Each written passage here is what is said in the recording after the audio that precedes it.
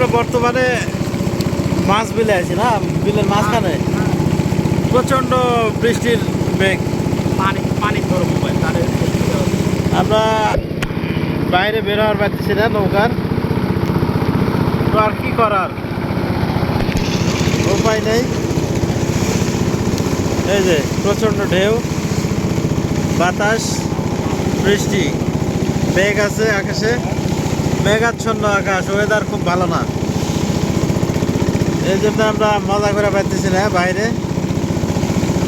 ছেলে পেলে এর ভিতরেও এই যে গা ভিজা মজা করতেছে। তো আমার অত দূর তেল নাই, সর্দি লাগার সম্ভাবনা বেশি, এই জন্য আমরা বাইরে যাইনি আর কি। এই যে বৃষ্টি,